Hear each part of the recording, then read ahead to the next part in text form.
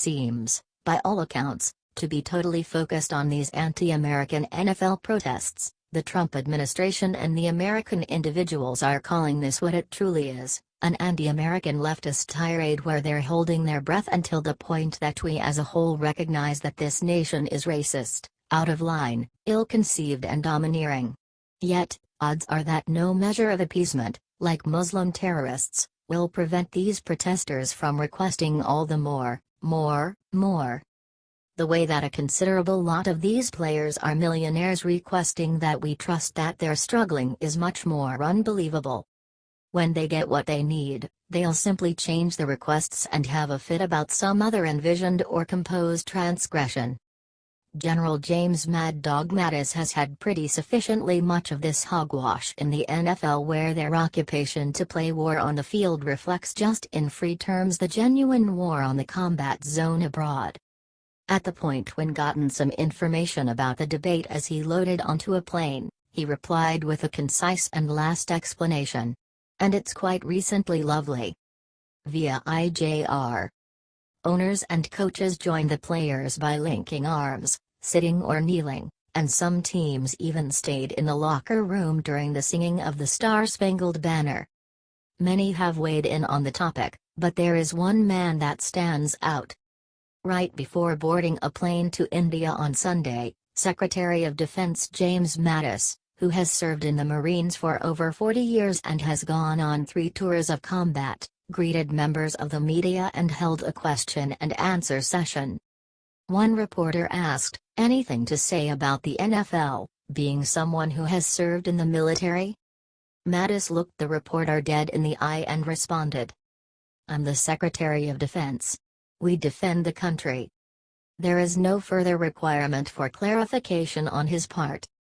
The columnist was planning to get an individual from Trump's cabinet who couldn't help contradicting the president. Rather, he was replied with an extremely unmistakable military point of view. This is the best nation on the face of the earth, and no measure of measly players of a child's amusement giving a tremendous middle finger to America will ever change that reality. Nor does it change the way that the military safeguards this nation so these spoiled brats can junk the nation for the sole motivation behind getting a little exposure from an America-loathing press. What do you think about this? Do not hesitate and write your thoughts in the comment section below. Thank you for reading. HTIJR.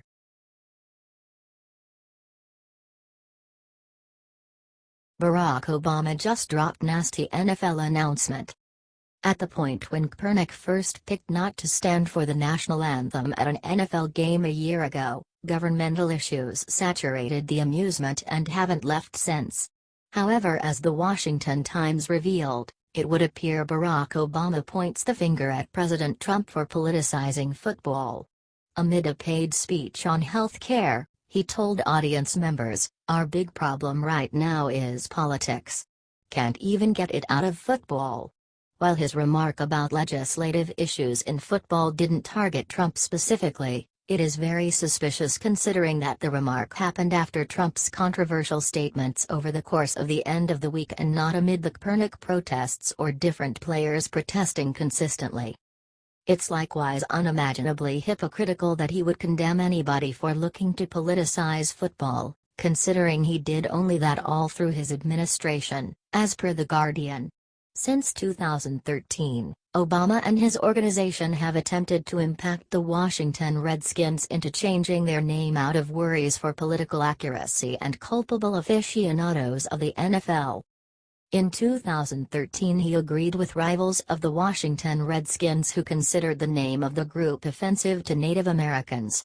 Addressing to columnists he stated, "If I were the owner of the team and I knew that the name of my team, even if they've had a storied history, that was offending a sizable group of people, I'd think about changing it."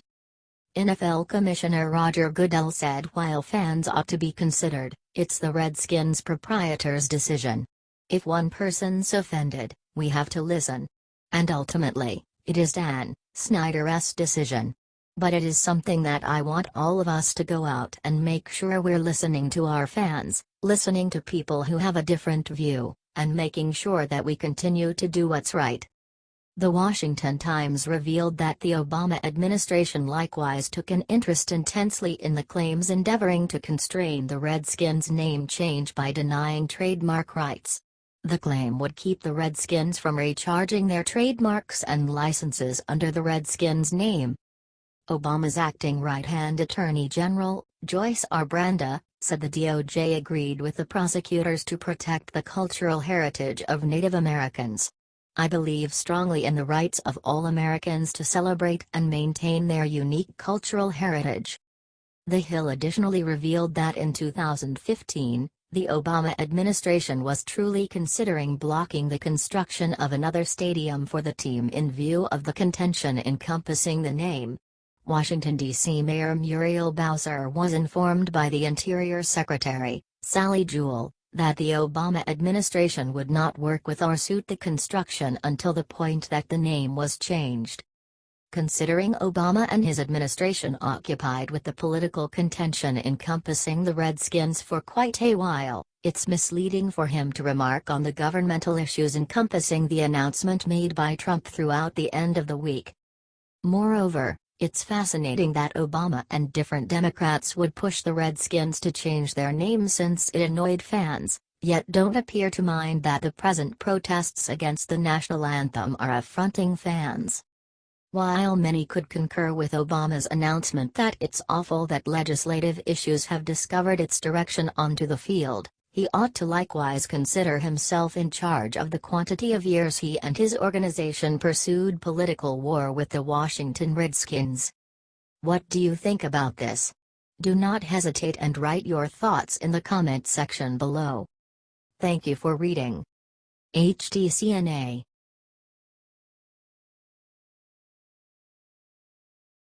No one saw this coming. Governor of Puerto Rico just issued shocking message about President Trump. The abnormally dynamic 2017 Atlantic hurricane season keeps on seething into fall as Puerto Rico recoups from Hurricane Maria's devastation.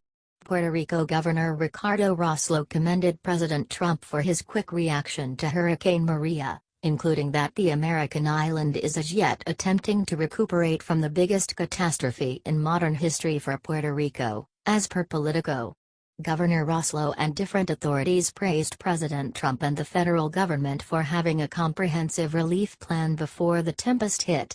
The American island of Puerto Rico has for some time been dismissed by the federal government. The territory, which is home to 3.4 million Americans, does not send representatives or senators to Congress and has no electoral college votes. Resident Commission Jennifer Gonzalez, Puerto Rico's non-voting congressional representative, clarified that President Trump's reaction is a welcome change from past administrations.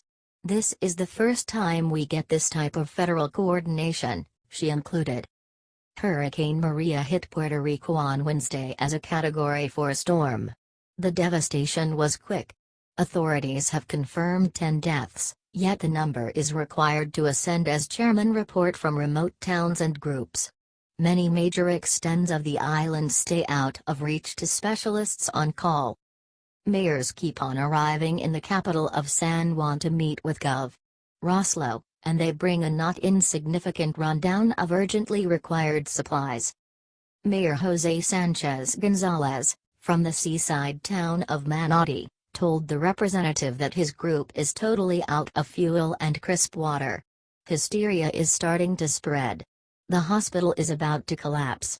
It's at capacity, he stated, with tears streaming down his face. We need someone to help us immediately. Authorities from the community of Vega Alta told the governor that the whole neighborhood of Fatima couldn't be reached. The experts were edgy to enter the area and empty occupants from a nearby nursing home. I need to get there today, Mayor Oscar Santiago said to reporters. Not tomorrow, today. Hurricane Maria desolated Puerto Rico's as of now outdated infrastructure.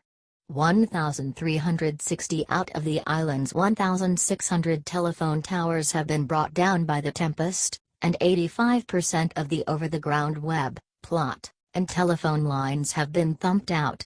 Real swaths of the island are totally oblivious, as the island can't stand to repair theirs as of now crumbling infrastructure. Puerto Rico's primary port opened Saturday, permitting 11 ships supplied loaded with government help to dock. The boats delivered 23,000 cots, 1.6 million gallons of water, food, and generators. Numerous more ships are planned to land throughout the following couple of days. Government Emergency Management Agency, FEMA, authorities touched base with the boats and brought satellite telephones to the greater part of the island's towns and urban areas. Numerous districts are still without power, fresh water, or lines to the outside world. The federal government arranged for $1 billion in neighborhood assets to give help to Hurricane Maria, yet Gov. Roslo says the island still needs more. We're going to request waivers and other mechanisms so Puerto Rico can respond to this crisis, the governor said. Puerto Rico will practically collect no taxes in the next month. Puerto Rico is a sad remnant of its previous self because of the tempests and the compassionate emergency in the fallout. Ideally, with the guide and help endeavors proclaimed by the federal government, the country can recuperate and continue on as Americans do. What do you think about this? Do not hesitate and write your thoughts in the comment section below. Thank you for reading. HDCNA.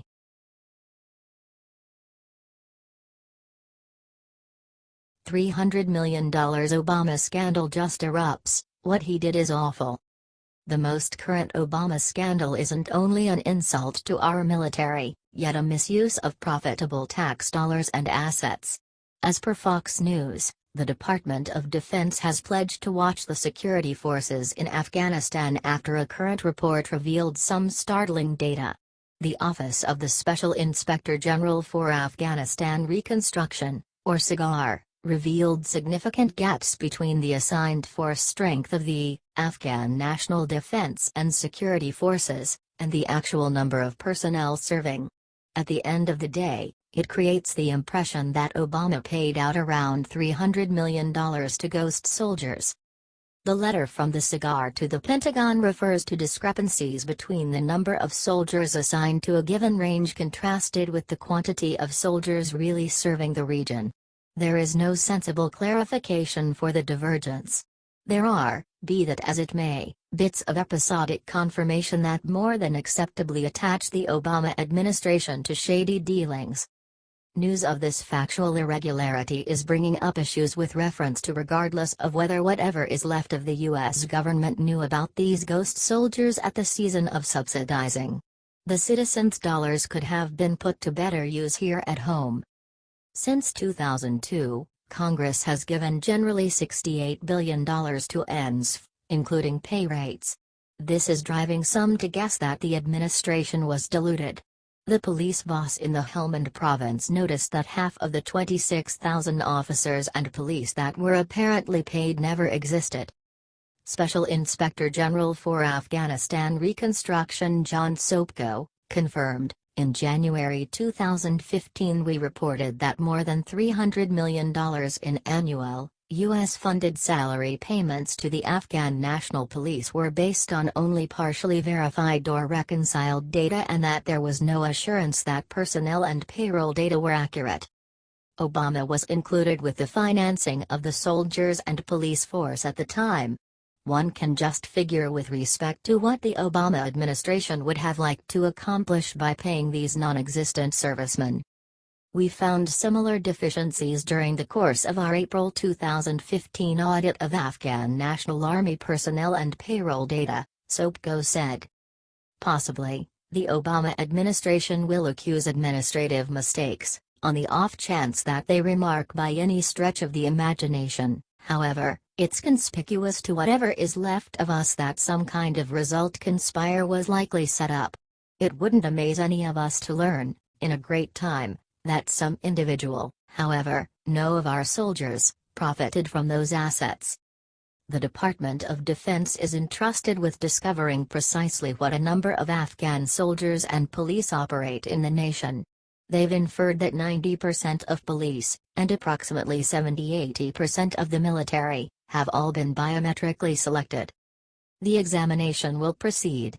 The Pentagon confirmed, expressing that, When the initial inventorying is completed in July 2017, DoD and the Afghan Defense Ministry will have a more accurate representation of actual force strength. Obama was funneling tax dollars out of the nation that should pay for soldiers. Since we know those soldiers never existed, we should discover where that cash went, and why it went there in any case. What do you think about this? Do not hesitate and write your thoughts in the comment section below. Thank you for reading. HTCNA.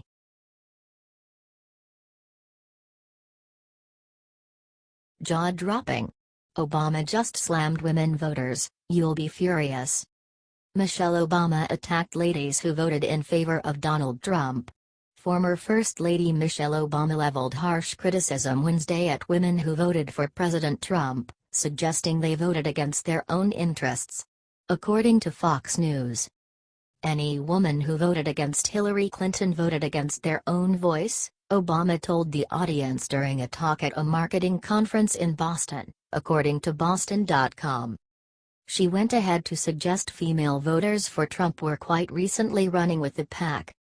It doesn't say much about Hillary, and everybody's trying to worry about what it means for Hillary and no, what does this mean for us as women? She asked, as reported by the Washington Times. That we look at those two candidates, as women, and many of us said, he's better for me. His voice is more true to me.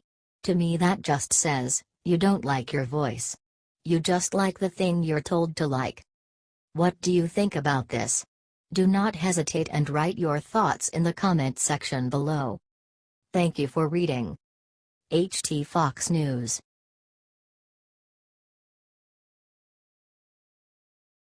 Resignation. Look who Democrats call to resign, not Schumer but. Democrats are requiring the resignation of Health and Human Services Secretary Tom Price following reports that he had been utilizing private planes at citizens' expense. Democratic officials started calling for Health and Human Services Secretary Tom Price to leave on Wednesday following a progression of reports about his utilization of private planes to citizens' expense. 5 House Democrats consolidated to request Price's resignation, hours after President Trump said he's not happy with his health secretary's pattern of costing citizens a huge number of dollars to ride on private planes. At a minimum, the American people expect cabinet secretaries to lead with integrity, accept accountability, and use public resources responsibly. In light of your breach of the public trust, we write to urge you to do the right thing and immediately tender your resignation. Democratic Reps. Ruben Gallego, Arizona; Ted Lieu, California; Brenda Lawrence, Michigan; Jamie Raskin, MD, and Pramila Jayapal, Washington, wrote in a letter to Price. According to The Hill. What do you think about this? Do not hesitate and write your thoughts in the comment section below. Thank you for reading. HT The Hill.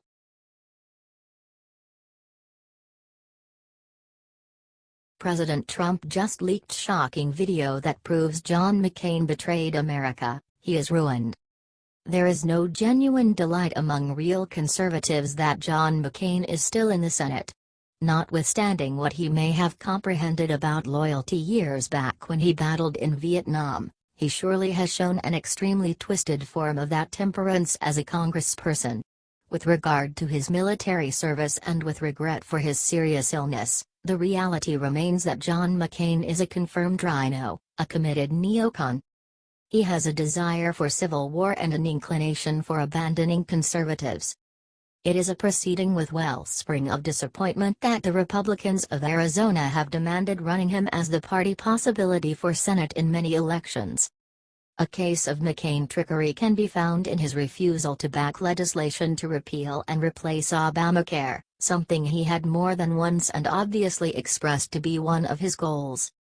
Be that as it may, when allowed to follow up on his claimed standards, he torpedoed the legislation, consequently keeping a truly flawed bill the chance to be improved in a conference with the House. Or, on the other hand, perhaps this was only a horrendous articulation of his abhor for President Trump. In any occasion, His past speeches demonstrate his false reverence. Via Conservative Tribune. If McCain thought that his vote would be forgotten, or perhaps remembered as a profile in courage, well, it certainly doesn't look that way from here. And, as President Donald Trump reminded everyone, McCain's vote was a stab in the back to voters who relied on McCain's repeated promises to repeal Obamacare. In a video posted by the president to Twitter on Monday, McCain is seen saying he would repeal and replace President Barack Obama's signature legislation over and over again. McCain not to acknowledge we are currently in the computerized age where the web makes it conceivable to safeguard everything a political applicant at any point said or did. Old acts and talks will dependably cause issues down the road for them, and that is exactly what is currently occurring to Senator McCain.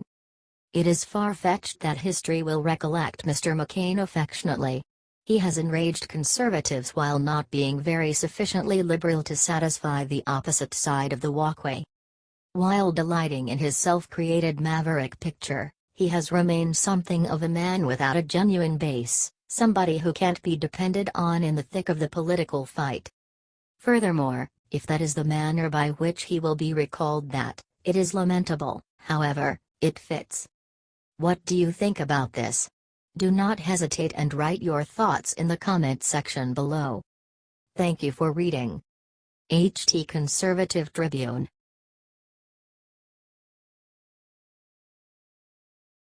One state just smashed thousands of welfare leeches. Barack Obama is furious. Exactly when Obama thought it was safe to start development of his new presidential activist center, one state tosses another monkey wrench into the entire Obama legacy works. While Barack Hussein Obama was president, he had the questionable respect of making a caretaker state like no other with a record 44 individuals on welfare. He was exceptionally pleased with this, as well, as Nancy Pelosi would later crow. Now all those unemployed and people on assistance will be able to spend more quality time with the family.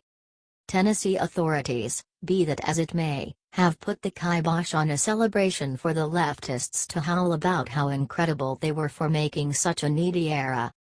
They are now reinstating a rule that says people WHO accept assistance are required to work for their benefits. Oh, the humanity. Via Conservative Tribune. A full 7 years after the crisis began and long after an easement of the worst privations had occurred, 42 states still had full or partial work requirement waivers for the Supplemental Nutrition Assistance Program. Unfortunately for gravy train riders in the great state of Tennessee, the volunteer state will soon no longer be on that list. According to the Tennessean, Governor Bill Haslam, a conservative Republican, announced this week that his state will reinstate the work requirements nearly a decade after they were waived. As of February 1, 2018, most Tennessee counties will require able-bodied adults who do not have dependents to work 20 hours a week at a job, getting education or training, or volunteering.